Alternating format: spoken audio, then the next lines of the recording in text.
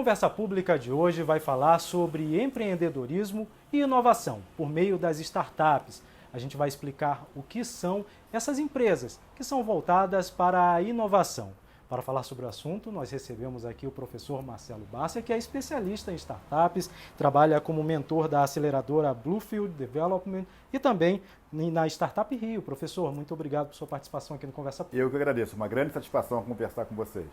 Bom, a gente sabe que é recente essa palavra startup no Brasil, o uso dela para falar sobre empreendedorismo, mas esse já é um conceito antigo, não é mesmo, professor? Certo, é um conceito bastante consolidado, especialmente nos Estados Unidos, no Vale do Silício e em outros hubs de inovação. Na verdade, esse conceito começa a se disseminar mais no Brasil há 10 anos atrás, mais ou menos, quando uma série de publicações, e de empreendimentos, a gente pode falar um pouco sobre isso, que startup ela não é simplesmente uma organização pequena. Existem algumas características especiais para a gente poder rotular uma pequena organização de startup. E ao longo dessa conversa a gente vai poder explorar um pouco essa perspectiva. É bom o senhor falar sobre isso, porque normalmente quando se fala de startup, a gente imagina uma empresa ligada à tecnologia, um empreendedor jovem, com cara de nerd, tudo isso, mas não é bem isso, né? Como é uma startup de fato, professor? Certo. Então, é bom a gente amarrar um conceito, e para isso a gente pode utilizar talvez aquele que seja hoje o autor mais conceituado nesse segmento de startup, o professor Steve Blank. Então, olha só, ele fala que uma startup é uma empresa em busca de um modelo de negócios ainda, ou seja, ela pode mudar ou pivotar, como se diz, nesse segmento, mas ela está em busca de um modelo que seja repetível e escalável. Então é importante enfatizar esses 3 pontos. Uma startup é uma empresa que está ainda em busca de um modelo de inovação, de modelo de negócio, ou seja, que ela pode mudar, mas esse negócio tem que ser escalável e repetível. Para ser escalável, ela provavelmente vai precisar contar com uma base tecnológica muito forte, porque ela senão não escala. Então, vou dar um exemplo. Uma padaria, mesmo sendo um negócio novo, ela dificilmente pode ser rotulada como uma startup. Porque se esse empreendedor quiser aumentar o seu mercado, o seu negócio, ele faz pães muito gostosos, salgadinhos, enfim. Se ele tiver que aumentar, ele vai ter que ter mais espaço, provavelmente alugar outra padaria. Vai ter que contratar mais pessoas. Ou seja, na perspectiva que o negócio dele vai aumentando, ele vai tomando mais mercado, os seus custos de produção também aumentam. No caso da startup é um pouco diferente. Porque como ela geralmente usa uma base tecnológica, aí a importância do conceito de escalável, de escalar, eu pego o caso de um e-book ou de um game. Vou pegar um caso de um e-book, por exemplo, totalmente em formato digital. Eu posso ter investido, sei lá, 50 mil reais nisso. Mas depois, se alguém pagou R$1.000, sei lá, R$10, se 100 pessoas pagaram, se 1.000 pessoas pagaram, se 10 mil pagaram, o investimento continua o mesmo. Eu não tenho que investir mais, percebe? Essa é a ideia da escalar. É o momento que a gente usa até a ideia da boca do jacaré. Aqui, como se fosse o seu investimento, os seus gastos, perdão. E aqui as suas receitas vão abrindo. É diferente do caso da padaria, que seria uma reta paralela, quer dizer, minhas receitas aumentam, mas meus gastos também. Eu posso até ser lucrativo, mas eu nunca vou ser escalonável, E aí vem a questão, uma startup ela é ser inovadora, tem que ter um modelo de negócio, mas principalmente esses 3 pontos caracterizam uma startup. Elas são organizações em busca de um modelo de negócios ainda que sejam repetível e escalável. Escalar é uma palavra fundamental para o conceito de startup. É claro que para a gente criar uma startup tem que ter uma ideia muito boa, uma ideia inovadora de preferência, mas a gente precisa também de investimentos. Qual o perfil que o investidor hoje busca nas startups? Ok. Deixa eu só pegar um ponto muito importante que você fala, sobre a ideia inovadora. E às vezes a tentação de um jovem empreendedor é sempre ficar apaixonado pela sua solução, pela sua ideia. Mas as startups que deram mais certo foram aquelas que identificaram primeiro o que a gente chama de dor. Qual é a dor que o mercado está sentindo? Qual o problema que eu resolvo? Eu costumo brincar que o empreendedor, especialmente startup, ele tem que ser apaixonado por problemas e não pela solução. A solução é uma consequência do problema que ele vai resolver. Percebe? Então, tudo começa com uma dor. O que hoje não tem solução no mercado, mas que eu consigo propor uma solução, né? Essa vai ser uma startup provavelmente bem sucedida, tá ok? Então, sempre esse ponto, tá? A startup, como eu falei, o que a figura do capital de risco, do investimento anjo, né? Que eu gosto mais de usar a ideia de que o capital empreendedor é importante. Geralmente, né, investimento anjo está muito ligado ao negócio de startups. Porque para crescer aceleradamente, dificilmente ela consegue ter um crescimento orgânico. O que é um crescimento orgânico? Andar com seus próprios pés. É como se a startup começasse numa pista de aeroporto. No final dessa pista, ela tem que começar a decolar. Ela pode não estar valendo milhões, ela pode não estar faturando, uma enormidade de dinheiro, mas ela tem que abrir aquela, como se fosse um avião. E é nesse momento, nessa pista, que entra um investimento anjo. Que são investimentos entre 50 e 500 mil reais, não é de uma pessoa só, isso é pulverizado por um pool de investidores anjos que tem um perfil de serem ex-executivos, professores, jovens empreendedores que já venderam startups e agora estão investindo, né? Então eles resolvem disponibilizar, né, investir de 20% a 30% do seu patrimônio, né, num ativo de alto risco. Vale lembrar, né, que as pesquisas mostram de cada 10 startups lançadas no ano, né, quer dizer, a mortalidade infantil é muito alta. Só 3 vão, né, realmente, né, ter esse escalonamento que a gente falou, tá? E muitos vão até morrer nesse meio do caminho. Outros vão andar de lado, mas nem todo mundo vai virar um unicórnio, como a gente chama, aquelas startups, né? A gente já tem vários cases no Brasil, tá? Então, o investimento anjo é isso, para ele potencializar esse crescimento da startup nesses 2 primeiros anos, né? Porque depois a startup vai captar de outros investidores maiores, de venture capitals, enfim, por aí vai. Tá? Mas a figura do investimento anjo, é importante lembrar que não é só o dinheiro, é o que a gente chama de smart money, é o dinheiro inteligente. Quer dizer, que o investidor, ele entra não só com o seu cheque, mas ele entra também com o seu conhecimento, com a sua rede de contatos, seu networking, quer dizer, ele facilita, né, a vida do empreendedor que está totalmente focado na operação. O investidor anjo, ele não entra na operação, ele é um mentor que está com a pele no jogo, né, skin in the game. O senhor falou sobre essa questão escalonável que a empresa tem que ser. Depois que alcança esse nível de subida, o que uma empresa deve fazer para se manter nesse sentido de ascendência? Ah, certo. Boa pergunta, né? Quer dizer, depois que ela encontra um modelo de negócios, ela encontra produtos adequados, ela tem outro desafio. Vamos lembrar que geralmente uma startup, ela começa com o quê? Com poucos recursos e com um time, uma equipe muito pequena, né? E com processos, quando todo mundo faz um pouco de quê, não é isso, né? Então, e depois e ela começa com 10, chega a 100 clientes. Nesse estágio que a gente está falando, empresas devem ter mais de 1.000, 10.000 clientes. Então tudo mudou. Daquela empresa que tinha, de repente, 3 amigos que começaram o negócio, né?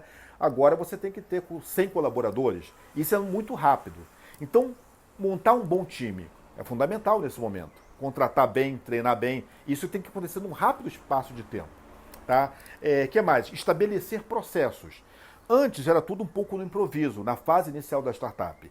Nessa fase, que já tem até um outro conceito de scale-up, a empresa já está em outro estágio, ela tem que contratar muito, tem que ter processos definidos, tem que ter um estilo de gestão agora mais, né, voltado para a eficácia. Né? Não que antes não tivesse, mas antes ela estava em busca ainda de soluções, de modelo de negócios, mudando a todo momento. Agora não, ela tem um compromisso mais com o crescimento. Então tem que ter bom time, processos formatados, né, e busca constante por inovação. Professor, o senhor vinha falando comigo sobre o mercado de trabalho, sobre a necessidade que as startups, quando alcançam um determinado nível, têm de contratar pessoal. Qual o perfil que as startups procuram em seus colaboradores? Geralmente, isso não tem, né? Isso depende muito também do segmento que a startup atua, tá? Mas geralmente é um perfil jovem, não só em questão de faixa etária, principalmente jovem ligado, né, à abertura do mundo, né? A questão da diversidade é importante também. Eu falo diversidade não apenas de gênero, faixa etária, mas de perspectivas talvez de estrangeiros, etnias, enfim, né? Diversidade é um tema importante, né? E perfil extremamente inovador, tá? É uma coisa importante sobre mercado de trabalho em startups. Porque às vezes existe no imaginário, até reforçado por muitos filmes, né? E programas, de que o universo das startups tem uma mesa de ping-pong, né? As pessoas são só descoladas, estão rindo, né? Mas vale lembrar que o ritmo de startup, para trabalhar numa startup é muito pesado. Não só de fundadores, mas quem vai trabalhar também. Está falando de uma empresa que está crescendo rapidamente. Então, é claro que você tem ambientes mais descontraídos, faz parte, digamos assim, da cultura de ser startup. Mas é trabalho pesado, é trabalho muito duro, rotina. E geralmente é importante uma perspectiva de propósito. Ou seja, né, o que a startup está preocupada ao contratar? Se os seus valores, se os seus propósitos estão afinados com os valores dela. Porque ela sabe, e para ela isso é muito importante. Né? Eu posso dar um exemplo de uma empresa que já não é mais uma startup, ela já teve rodadas, né? O Nubank, que é um caso bastante emblemático aqui no Brasil, né? Como startup, e é uma empresa hoje que os jovens, né, querem trabalhar, eles buscam, porque eles se identificam, eles acham que foi uma empresa, uma marca que disruptiva, que de certa forma, né, afrontou os bancos tradicionais, então ele se identifica, ele é usuário do Nubank, então é uma empresa extremamente desejada por jovens que querem trabalhar. Então, mas por quê? A identidade com propósito. Percebe? Então, uma startup está muito preocupada com o propósito. Isso não é uma questão de jogo de palavras ou glamorização. É porque é realmente importante essa identidade com a cultura organizacional dessas empresas inovadoras. Bom, uma contribuição que as startups com certeza têm trazido para o Brasil é aquecer o mercado de trabalho, especialmente nesse período em que a gente está numa crise, muita gente desempregada, e essas empresas que estão trazendo soluções para problemas, como o senhor falou no bloco anterior, estão também ajudando a aquecer o mercado de empregos. Né? Com certeza. Por quê? Vamos imaginar que uma startup, ela, embora tenha uma base tecnológica forte, tá? Ela precisa de gente. A dimensão humana, de forma nenhuma, é eliminada, né, nesses empreendimentos. Tá? Então, isso tem um aquecimento em vários mercados e surgimento de novas funções ou profissões. Então, por exemplo, é claro que a área que mais aquecida é a área de desenvolvimento, a área tech. Né? Então você tem uma oferta hoje muito grande, aliás, uma demanda maior até do que oferta na área de desenvolvedores, programadores, pessoal de informática, de TI, tecnologia da informação. Mas tem oportunidades para tudo também, gestão de pessoas, tá? E vale lembrar também que os chamados marketplaces, né, que são plataformas como o Uber, como o Rappi, tá? Elas, de certa forma, geram um outro tipo de mercado, tá? Onde profissionais de uma ponta podem oferecer seus serviços, tá? A empresa está no meio, o cliente está na outra ponta. É um modelo de negócios isso. Então você imagina, né? Hoje, mais de 4 milhões de brasileiros já sobrevivem dessa economia das plataformas. Isso é muito relevante, é muito significativo. Provavelmente, se não fossem essas empresas emergentes, os indicadores de desemprego estariam até mais altos no nosso país. Professor, e como o senhor vê hoje o cenário brasileiro, especialmente do ponto de vista da legislação e do apoio às startups para essas empresas que estão trazendo essas inovações? Eu tenho a impressão que já existe, por parte dos governos, né, uma sensibilidade para essa questão. Aqui no Rio, por exemplo, eu sou mentor, né, do Startup Rio, é um programa estadual muito focado, né? O coordenador Paulo Espanha tem feito um trabalho muito legal. Eu acho que os governos, né, federais têm feito. Você tem trabalhos fantásticos, por exemplo, em Santa Catarina, né? Santa Catarina está sendo chamado, né, a Ilha do Silício, né? Quer dizer, uma analogia, um polo fantástico, um hub de inovação. Belo Horizonte, sem contar São Paulo, está muito na nossa frente. Mas eu acho que já existe uma sensibilidade por parte do poder público com relação a isso. O que o empreendedor reclama mais não é nem com relação ao acesso ao crédito, é com relação à nossa famosa burocracia brasileira, né? É você tirar esses entraves burocráticos de legalização, né? Quer dizer, você minimiza esse trabalho, né? E claro, a carga tributária, né? Quer dizer, ela tem que ser minimizada ainda, existe uma carga tributária muito elevada no Brasil com relação à atividade produtiva. Então são questões que eu acho que os governos, a própria sociedade força isso, né? Mas o que o empreendedor brasileiro, e não é só de startup, mas reclama é isso, né? Que você tivesse, né, políticas públicas, que você tivesse, né, mecanismos que o permitissem, né, trabalhar, né, sem esses entraves burocráticos, enfim, né, abrir uma empresa num curto espaço de tempo, não demorar tanto, enfim, né? Essa seria a contribuição maior que eu acho que o governo brasileiro, em todas as suas instâncias, né, poderia oferecer para as startups agora e para jovens empreendedores, né? Bom, a despeito de toda essa burocracia que existe, as startups estão crescendo. Sim. E são uma realidade, ainda bem. Qual é o caminho que uma ideia tem que percorrer para que se saia desse campo das ideias e se transforme em uma empresa de sucesso? Isso é interessante, né? Porque dentro do segmento das startups, a gente pode pensar que ela tem um ciclo de vida. Então, quando o empreendedor ele acha um problema, ele identifica, a gente chama de startup early stage, estágio inicial. Ou aqui, como nós chamamos, né, um pouco, né, a startup está no PowerPoint, está no PPT, está só na ideia. Ele, né, identificou um problema, ele não contratou ninguém, é só ele, aí ele convidou um amigo, né? Então, nessa fase, seria interessante ele, claro, pesquisar mais, ele tentar validar, né? É importante a gente pensar que hoje você tem mecanismo para validar a sua ideia, testar, né? Uma questão importante das startups. Eu citei, né, o conceito do Steve Blank, né, o negócio em busca de um modelo de negócios repetível e escalável, mas ele fala muito na startup enxuta. O que é isso? Né? É fazer rápido, errar rápido e corrigir rápido. Essa é uma característica. E por que as startups às vezes se diferenciam da grande organização? A grande organização ela é pesada. Quando ela tem que mudar, ela, né, se move com muita morosidade. A startup não, ela erra, mas muda rápido. Então, nesse estágio inicial, ela está acertando, errando. Aí você não teve investimento, o que a gente chama, né, de bootstrap, né, por conta própria. Depois ela começou, não, já está validada essa ideia, mas ela tem pouca coisa ainda, mas já tem sócios, já tem 3 pessoas, 4 pessoas. Aí você tem um panorama muito interessante dos chamados programas de aceleração, né? O que são esses programas? Né? São aceleradoras, algumas públicas, como Startup Rio, outras, né, são privadas, como a Bluefield, Ace. Você tem, né, centenas de movimentos de aceleradoras no Brasil, para todos os gostos, para todas as possibilidades, em todos os estados do Brasil. Isso é muito legal. Então, buscar um programa de aceleração, né, é interessante, porque aí você começa a ter apoio de mentores, começa a trocar ideias. Nas universidades, você tem empresas júnior, você tem incubadoras, aceleradoras, percebe? Então, buscar apoio nessa área é fundamental. Tá? Então, né, quando a startup começa a validar, aí seria o momento de você buscar esse apoio. Não é apoio financeiro, mas um apoio para, te ajudar a crescer. Né? Então, um caminho muito interessante seria um caminho das aceleradoras, programas de incubação. Aceleradoras, o que são e como elas contribuem para essa, para o aumento das startups? Aceleradoras são organizações, né? São instituições, são empresas, né?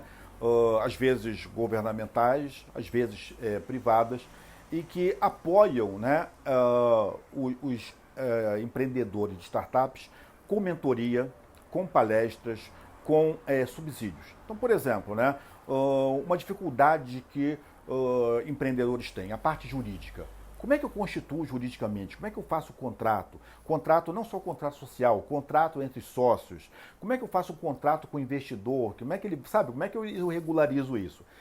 Sozinho é muito difícil. Mas geralmente a aceleradora, como ela trabalha com vários, ela pode chamar um advogado para prestar esse serviço. Ela pode ter um mentor voluntário, geralmente, para fazer esse tipo de serviço. Entendeu? Então é como se o empreendedor startup ele fosse ganhando, ele queima etapas, né, nesse espaço, né, que pode ser físico, na maioria das vezes, mas até virtual. As aceleradoras se remuneram nos programas públicos, geralmente, né, por apoio governamental, nas universidades com apoio, patrocínio. O Sebrae tem sido um grande parceiro de muitas aceleradoras no país, ou algumas, né, exigem, né, um pagamento, digamos assim, das empresas aceleradas, uma participação, enfim, né, elas se monetizam dessa forma, mas eu acho que as aceleradoras têm prestado um serviço imprescindível para o crescimento das startups no nosso país. A gente tem como exemplo a Bluefields, que é uma aceleradora que tem também um de seus nortes na fé cristã. Eu queria que você falasse um pouquinho sobre essa relação entre a fé e também o empreendedorismo. Isso é muito interessante, né? Isso está dentro de uma proposta que ocorreu no movimento de Lausanne, que foi um movimento, né, onde vários líderes protestantes, né, Billy Graham, John Stott, se reuniram na Suíça para discutir uma série de questões, e essa questão empreendedora, né, tinha uma pauta lá para ser discutida, né? Inclusive o falecido Dr. Billy Graham, né, ele achava que o grande mover do século XX, XXI seria esse mover cristão no lado empresarial. E desse movimento Lausanne surge o conceito de BAM, B-A-M, Business as Mission, né? Um negócio como missão. Não se trata apenas de empresas evangélicas ou protestantes, né? A ideia é que os valores cristãos façam parte da trajetória empreendedora. Porque veja bem, né? O empreendedor é alguém que se relaciona com o governo, com o cliente, com fornecedores, com bancos, com colaboradores, seus próprios funcionários. Então é importante que o empreendedor, ele em todas essas relações, ele expressa a sua fé, né? Ele não é cristão apenas no domingo na igreja, né? Quer dizer, no dia de trabalho, ele vai, de certa forma, expressar, né? Uma conduta ética, tá? Isso é muito interessante. Então, esse é o conceito de BAN. A Bluefield Development é um case muito interessante, né?